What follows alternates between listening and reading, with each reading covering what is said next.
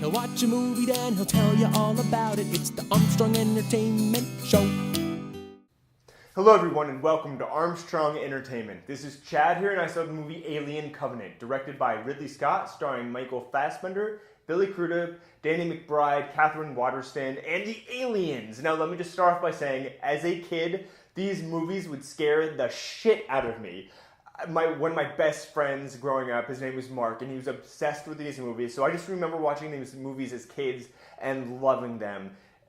Just, the aliens were just so cool, and we loved them so much. And when Prometheus came out in 2012, it was one of my favorite movies of the year. I know a lot of people didn't care for it, but I was not one of those people. I loved Prometheus. There were so many Prometheus. There were just so many questions, and I love how it was a prequel to Alien, and I just love that whole world.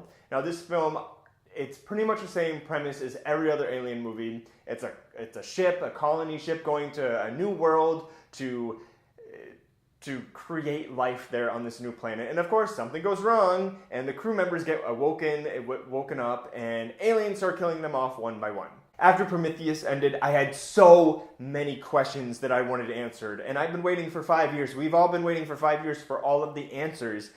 I rewatched all the Aliens movies. I rewatched Prometheus. I was like ready to go into this movie. I had like notes ready. I was like, I have this question, and you better answer this question. So as soon as the movie gets started, the first 30 minutes, I was kind of bored. It was really dragging for me, and I just wasn't into it. I was kind of like, okay, I get the setup. Let's go. As soon as those first alien attacks start happening, I was like, yes! I literally was like on the edge of my seat watching, and I was like, yes, kill them all. And I felt like I was always one step ahead. I knew exactly what was going to happen from everything. Like, it was so obvious. It was so obvious and so annoying because I figured everything out. There was not one surprise for me. I also really didn't care for the CGI. Some of the CGI I loved for certain parts of it that I won't ruin right now, but other parts I hated. Like, I'll just bring up one little point. There was this one little alien that was like killing someone like that, and it was just so obvious that it was CGI, and it just looked so shitty.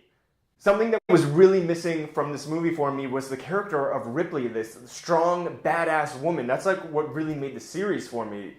And this film just did not have that. We had Puffy Demi Moore, who was crying all the time. She was a great actress, but she just didn't bring it for me. She wasn't a strong lead. She really wasn't even the lead. Billy Crudup was kind of the lead for a while, then Danny McBride. Then Michael Fassbender was kind of and then the aliens. It was like there wasn't a real true leader, and you kind of missed that, and that's what I really needed. I ended up having even more questions by the end of this movie. None of my questions got answered, and I'm just not looking forward to the next 2 movies. Ridley Scott said he's going to do 2 more prequels, and I'm just not looking forward to it. So I didn't hate this movie beyond a doubt where I wouldn't say go see it. But it was definitely a letdown, definitely disappointing. Now this is where I will say turn off this review because I'm going to start going into some spoilers and just things that I have to bring up because they just bothered me to no end. So turn it off now if you don't want to hear anything that's going to get ruined for you. Okay, if you've seen the movie, you're watching this part of this review. What on earth is going on? There are so many holes and mistakes in this movie, it drove me crazy. I'm just going to bring up a few. So apparently John Denver is very popular 100 years from now. I know it's just kind of an annoying thing for me, but John Denver, really? In 100 years we're still going to be listening to him? Also, when David cuts his hair with those scissors, those shears, those garden shears, obviously you could tell he took a buzzer to it at some point. It just looks so stupid and nobody references it. No, he has this long hair, then all of a sudden he uses garden shears to cut the rest of his hair and he just looks normal.